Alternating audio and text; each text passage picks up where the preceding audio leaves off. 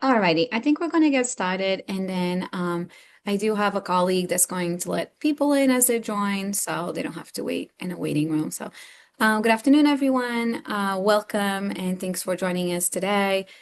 Before we dive into the webinar, I just want to let you know that this is being recorded, and we will post it later on our website.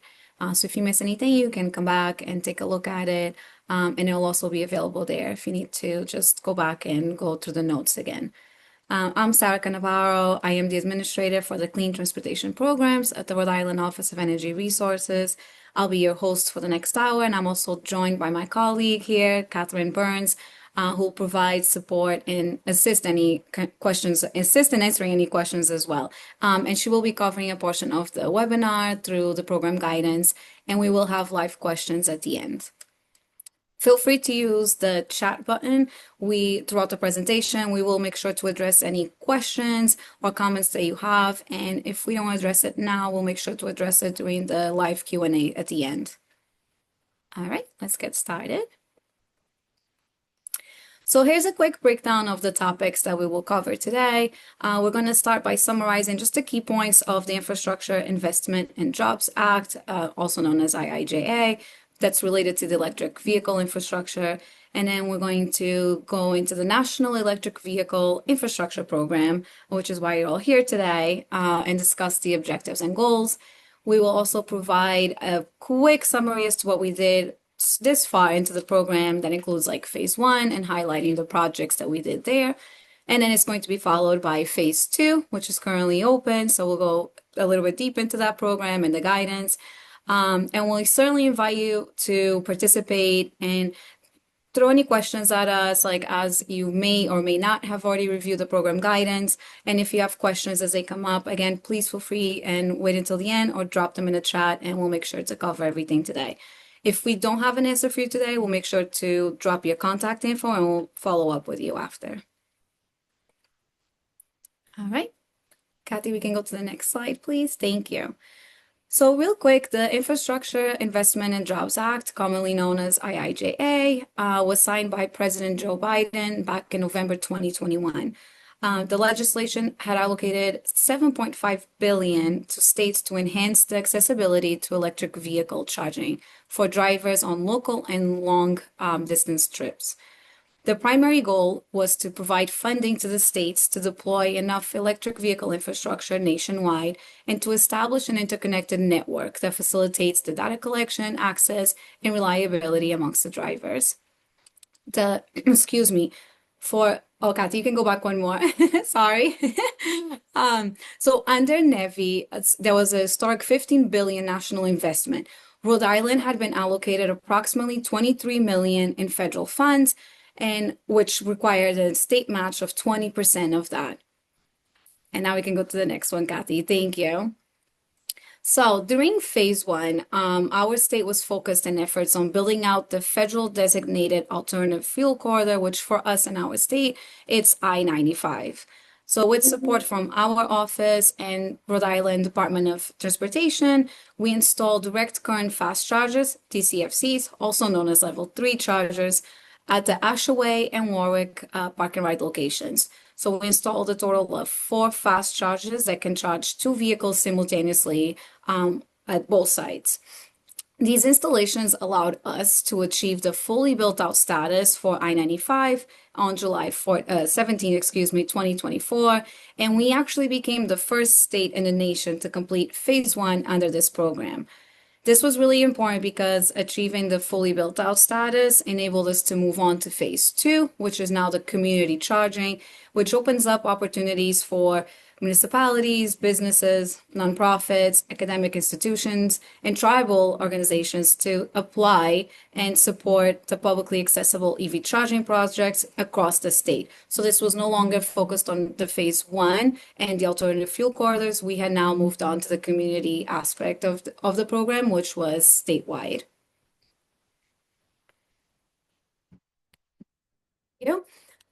So what has happened since then, as many of you probably have heard, so we launched the program phase 2A in November 2024. And this was again focused on the community charging. This will follow the federal guidance and mark the transition from that corridor focused deployment into the broader accessibility.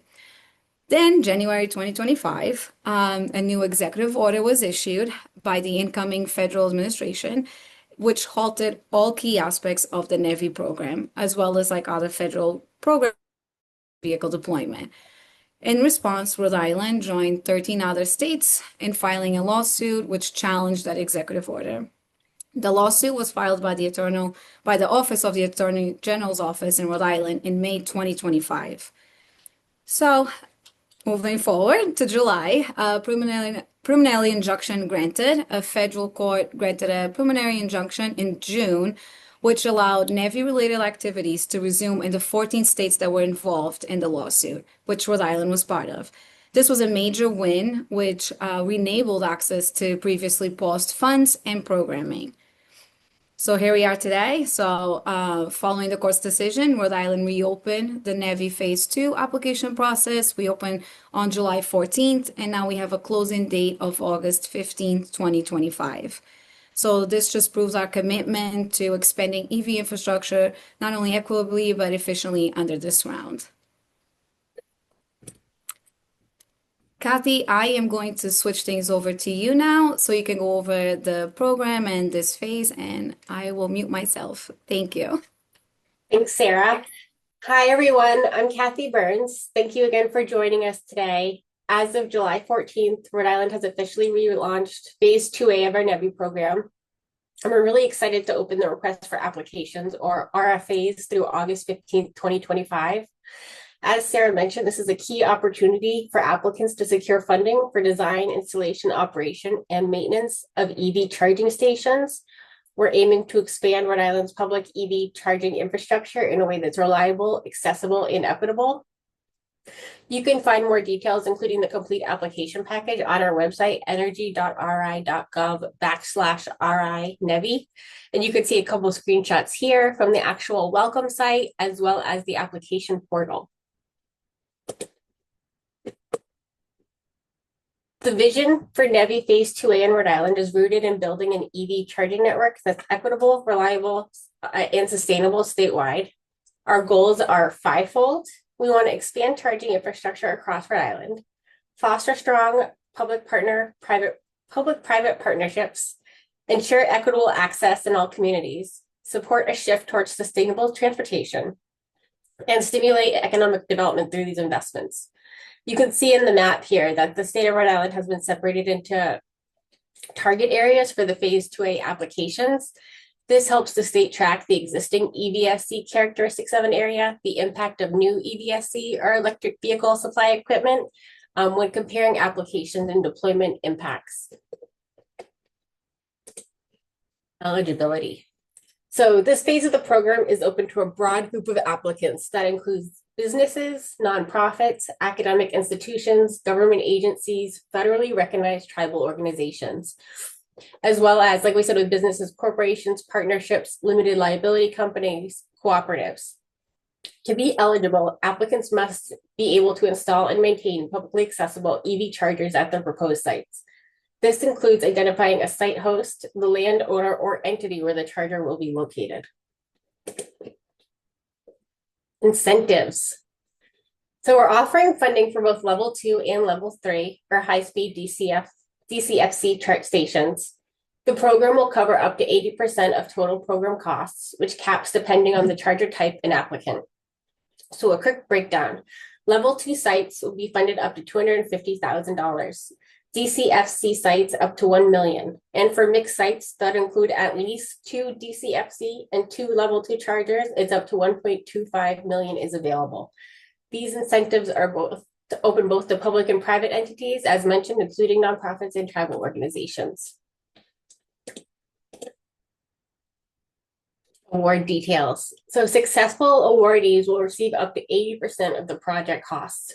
We've structured the award disbursement as follows. 90% is reimbursed after final inspection and site approval. The remaining 10% is retained and released over 5 years. 2% per year to support ongoing operations, maintenance, and data reporting. That's a requirement of this program. We're also incentivizing Higher cost sharing. Applicants contributing more than 20% required match may earn up to 15 extra points in scoring. Here we go into a step-by-step application guide. If you're interested in applying, here's a quick roadmap that kind of summarizes it the best we can. Assess your site's need and familiarize yourself with the NEVI requirements. So this will include looking at the type of EV chargers, number of ports, your location, required permits, licensing, and reviewing the application as well. Consult with an electrician and evaluate your site's electrical capacity, determining size and amperage, the type of service, site's service characteristics, and your existing relationship with Rhode Island Energy. Prepare and submit your application. If approved, you'll coordinate with Rhode Island Energy and begin installation. After installation, Opposite Energy Resources will perform a final inspection, and you'll enter a 5-year operations and reporting period. We also encourage applicants to partner with EVSC vendors who can help guide you through design and permitting, and we'll share. This is something we did when we had initially launched phase 2A, and we still have that Google form. Should you have any questions or require additional information, please feel free to reach out. Please note that the list to be provided as informational purposes only does not constitute state endorsement, pre-qualification, or approval. It's a living document that may be updated periodically to include additional companies as submissions are received. Submission of this form does not guarantee inclusion on EVSC partners list. And we can provide that in the chat to this.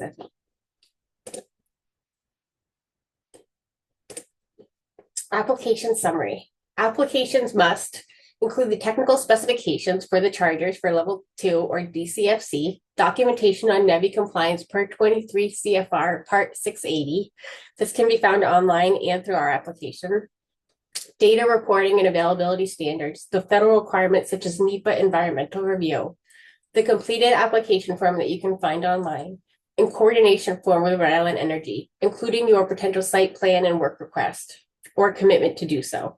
Please read the full request for application carefully. Each section outlines what must be submitted for each portion of that application. We had pointed you to the website previously. Diving deeper into the application portal, you'll see the website address here on the top. Applications must be submitted through the NEVI Phase 2A application portal, which is now live on the website. Each location to have its own application. Participants are not limited to 1 million per entity or group, but per location. Each location has its own application. I'm repeating that because we got that question a couple of times. Application to be submitted as one document when you're ready. You can use the tools to fill out the PDF digitally and save it to your desktop and upload when complete. Participants should not plan on using a working document here, but just upload one final one for upload and acknowledgement when you're complete. We highly recommend saving your completed application as a PDF and uploading it directly to the portal. If you run into any technical issues, please do not hesitate to reach out. We've actually heard from one applicant, they might have a size issue. It might need to be broken into two, like an A and B portion. That's okay. Just reach out, let us know what you're submitting and how. Evaluation and award criteria. So this is a competitive program. It is not first come, first served basis. Applications will be scored out of 195 potential points based on a range of factors, including your cost competitiveness, user amenities, applicant experience, equity impacts, site readiness, and the use of renewable energy. You can find more details on each of these sections in the application packet. The top ranked proposals will be selected for funding.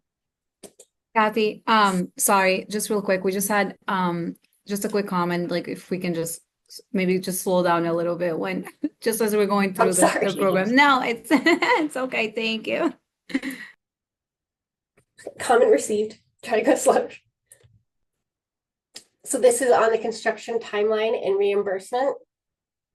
So once you're selected, you have 280 days to complete the installation and inspection. That includes purchasing, installing, completing the device installation, commissioning. Like I said, 280 calendar days to complete construction. Then after passing Office of Energy Resources inspection, 90% would be reimbursement would be issued at that time.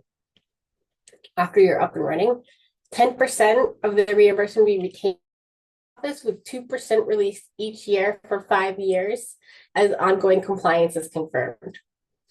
This structure ensures long-term site reliability and data transparency. Like we said, these grants are not a one-time thing. We are looking for at least 5 year stewardship and ongoing operations and maintenance of the electric vehicle charging sites. So summary and targets of NEVI Phase 2A. As of right now, Phase 2A includes $8 million in funding, and we're targeting at least 10 new DCFC sites and 100 level 2 ports statewide as a general target. We've identified priority areas across all regions of Rhode Island, including disadvantaged communities and rural towns. These targets help ensure widespread access to charging infrastructure. You can see a few things that we've listed here in the application as well, including the number of disadvantaged communities per target area, rural towns, the number of existing chargers, as well as the population. So now we're going to walk through some of the questions that we've already received to date. Hopefully they can answer any of the lingering questions that the participants might have. If you don't hear your question, please enter it in the chat and we can discuss it today. Or we'll get back to you in writing if we don't have the right answer today. So for example, can DCFCs exceed the 920 volt cap? Yes, as long as it meets or exceeds the required voltage. Are construction costs eligible? Yes, they are reimbursable. Do we require a full utility feasibility report at the time of application? No, only the signed utility form. Follow-up coordination happens after awards are announced. Can an applicant submit more than 3 reference letters? Yes, it's a minimum 3 reference letters. Are in-progress projects acceptable as reference? Yes, especially if they demonstrate experience. Can design assistance costs be reimbursed? Yes, but only if the application is approved. Can applicants use optional memberships to offer perks? Yes, as long as membership is not required for access.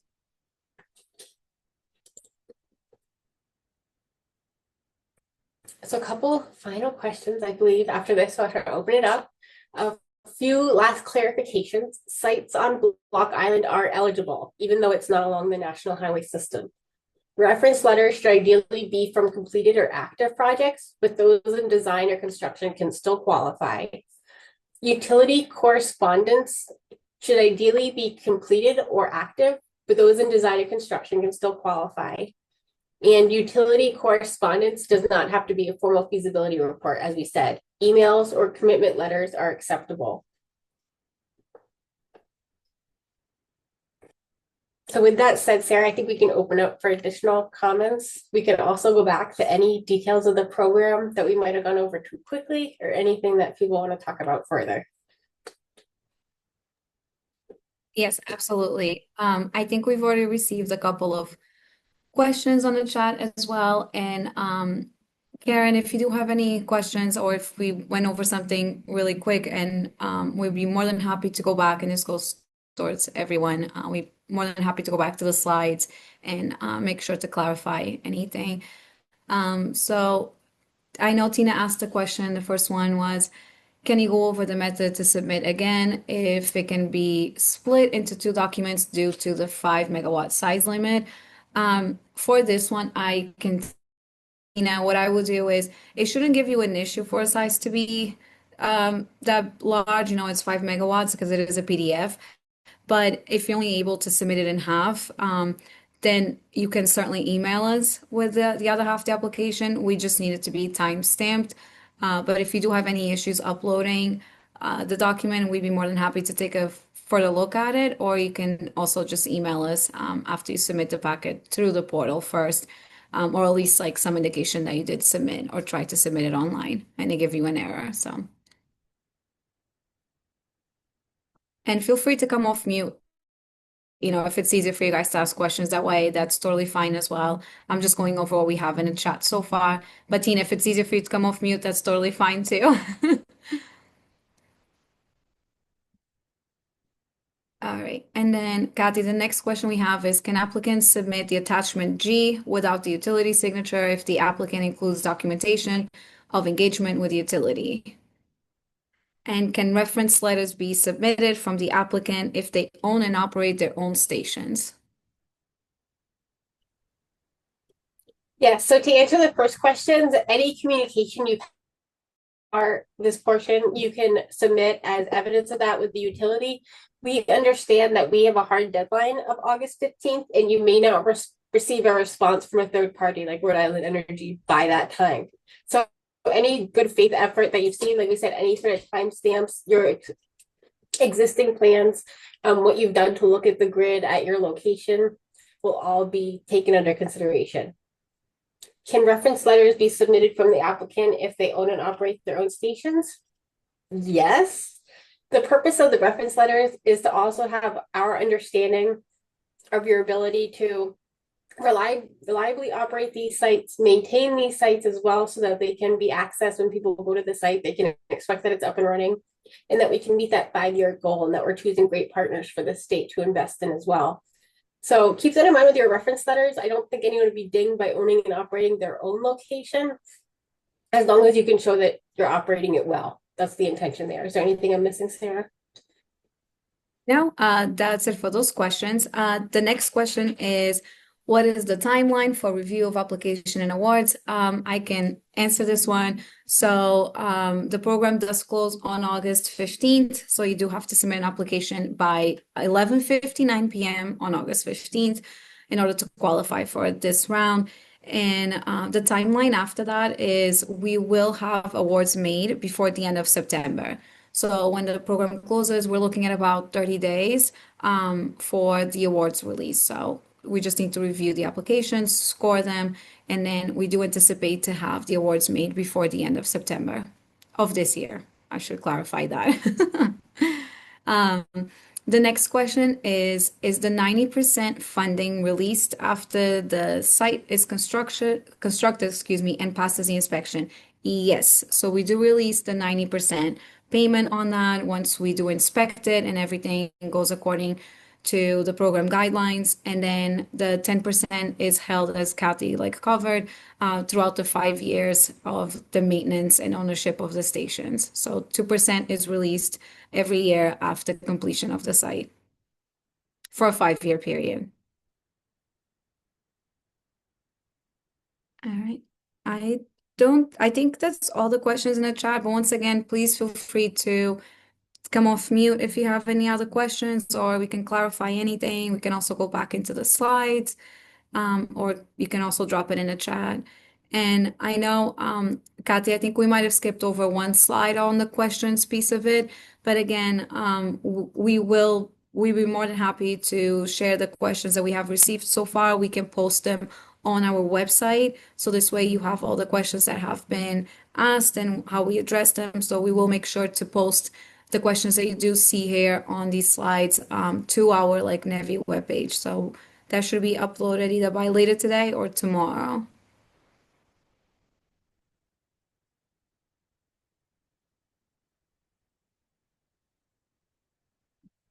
Okay, so Kathy, we have one more question. Can you go over what costs are eligible to be considered for the 20% cost share? So I think you have the slide on that if you don't mind going back to that, and we can certainly go over those costs as well.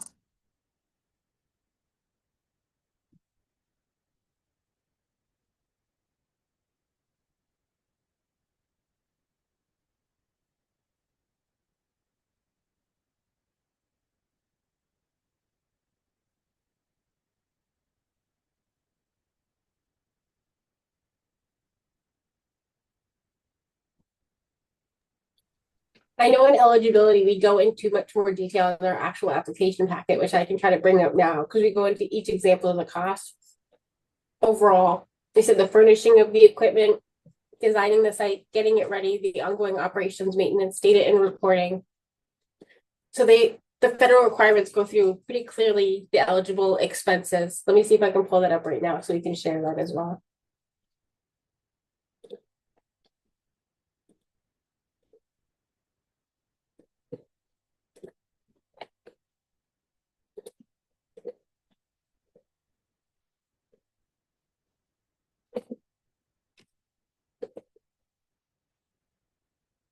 And just to clarify, so it would be it's actually like an 80% cost share, and then the applicant would be responsible for the other for the 20% match. So the federal program does cover the 80% total cost of the project.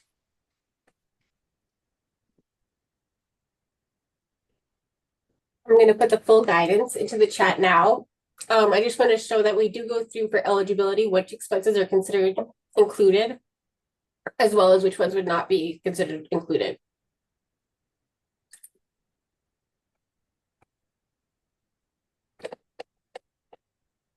Thanks, Kathy. And I can also share screen after if it's easier in any way. I can pull it up on that page, or I'll give you another minute for you to get situated there.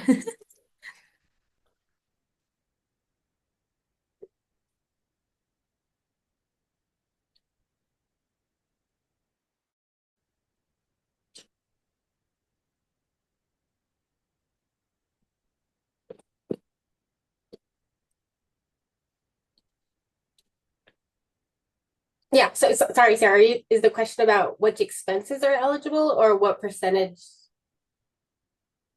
So the question was, can you go over what costs are eligible to be considered for the 20% cost share? But I believe they meant for the 80% cost share. Like, so what would be eligible? And let me see. Actually, this is Anne who asked the question. I'm interested in the 20% whatever cost match. So what types of, if it's in kind, or like could it be the donation of the property, the value of the property where the charger is installed, or if there's some guidance on what can count towards that 20% and what can't. Is that clear? More clear, yeah. I'll say on the first suggestion, the goal here is to partner with public and private companies. So I don't think the state of Rhode Island actually want to own the land, right? As like the portion. I see what you're saying though. Let me see if I can find something better on that.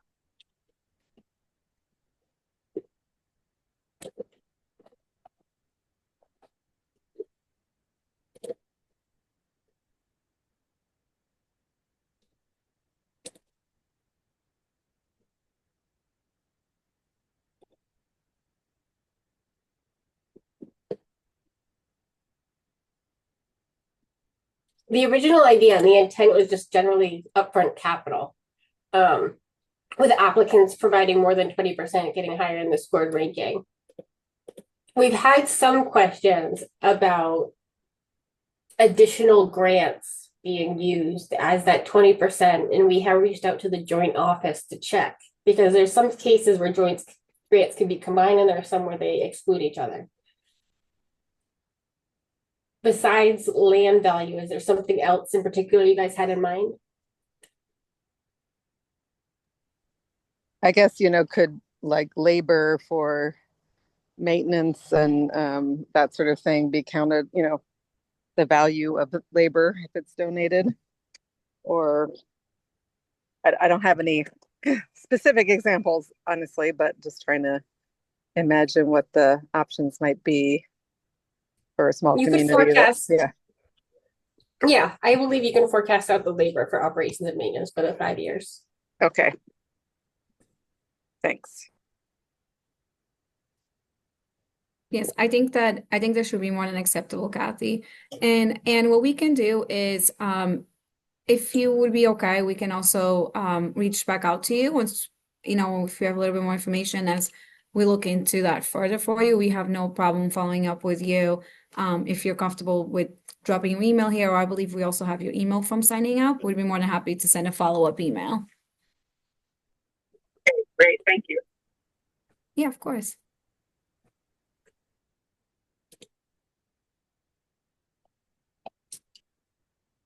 Right. We just wanted to make sure we provide enough time just for questions and answers. So again, if anyone has any other questions, or if you want to come off mute, this is what we're here for today, just to make sure that we can provide support and answer any questions you may have.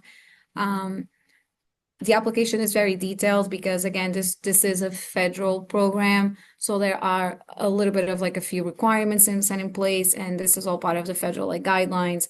So if you're not sure of something as you go through the guidance, which I know Kathy dropped here on the link, but as you walk through it, if there's something that you're questioning or you just need additional help with, we're available and we're more than happy to support and meet offline if you'd like to go over those questions. You can also email us. I'll make sure to put our email box here. So feel free to send us an email if anything else comes up after this meeting or again as you go through the guidance document.